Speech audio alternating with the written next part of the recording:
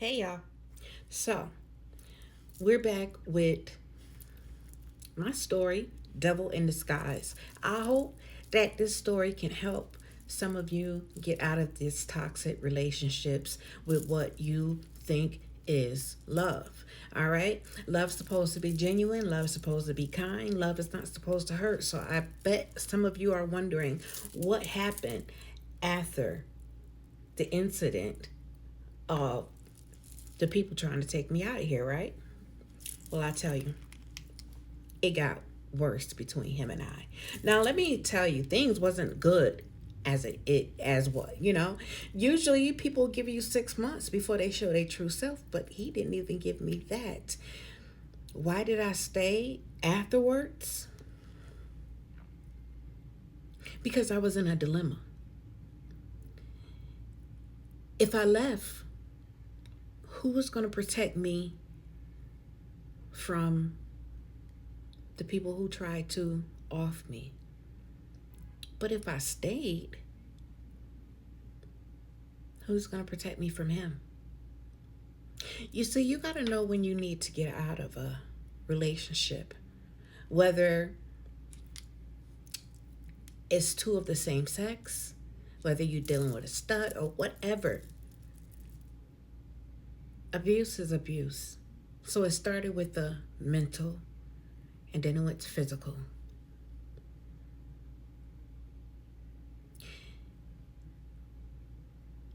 So him and I became so toxic. I got so depressed.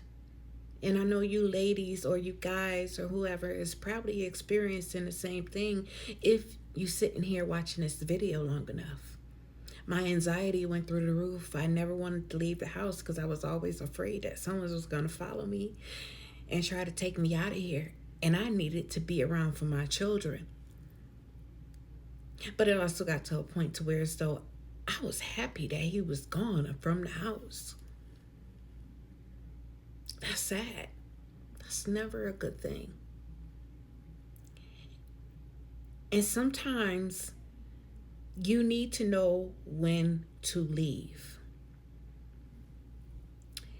When a person is so obsessive, possessive, I know it's difficult to get away from that person. And I know some of you probably tried numerous of times. Either it's fear, not wanting to be alone, or just really not knowing what to do in, Stockholm syndrome. But you can get out of this, all right? Even what happened afterwards, I walked to the store one time and a whole group of people that I thought I was safe in that area knew him. And then they knew who I was. So I go to the store and all I hear when I come out is, bitch, I should punch you in your face. You would a snitch. Da da da da. We should off you. That is scary. And then to go home and to deal with the same toxicity, that is traumatizing. I was traumatized. I didn't know any way out. Except for one. And then the battle became between him and I. Either he was going to take me out of here or I was going to have to take him out of here. And who wants to live that way? Who wants to look in the mirror and say, I don't like me? So many things happened in between that time. And I know a lot of you deal with the same thing. But you too can come out of this, okay? You too. Listen, the Most High made a way for me. He definitely can make a way for you.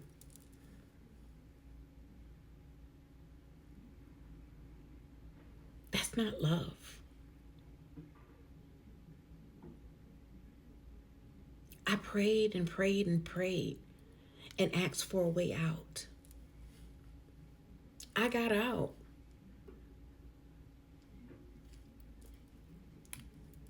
Took a little time, but it wasn't the way that I wanted to get out. I saw so much. I dealt with so much. I numbed myself. And a lot of you probably do the same thing. Numb yourself to where as though you don't feel anything.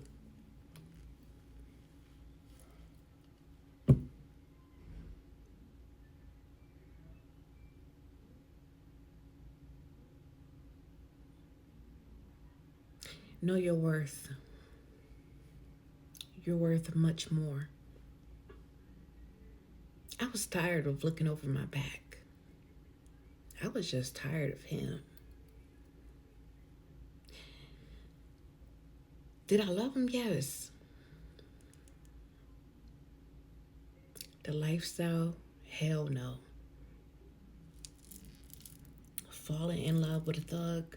Baby, that is not what it is. And if you got a similar story like this, you need to get out.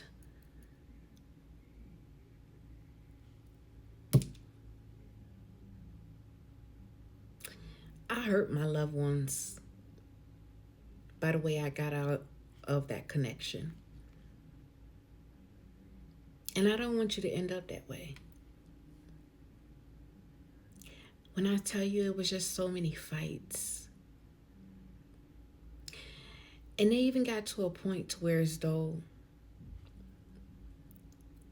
if you a female and you scream the R word and dating a person, the officers tend not to believe you. They're not on your side. They'll tell you to go do a report and get an order of protection. They won't arrest them. It happened to me.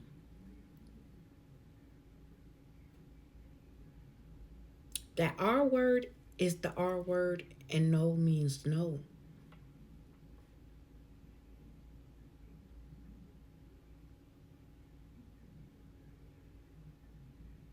I had to find a way out.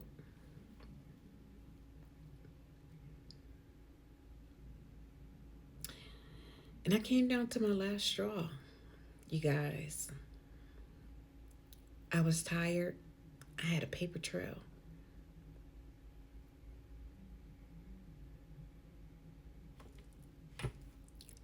I hated who I was. I hated what I had become.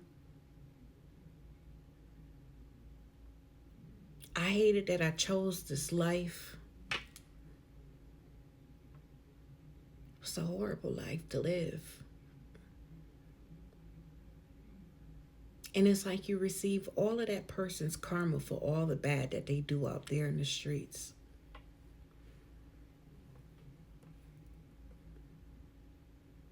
And oh gosh, the cheating, baby. You got to deal with that too. You're not the only one. Trust. You may think you are, but you're not. So enough was enough. I got tired. I got fed up. It got to the point to where as though I felt that my time was coming.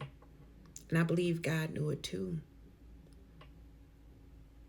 So I called my mom and I told her, Mom, if anything happened to me, he did it.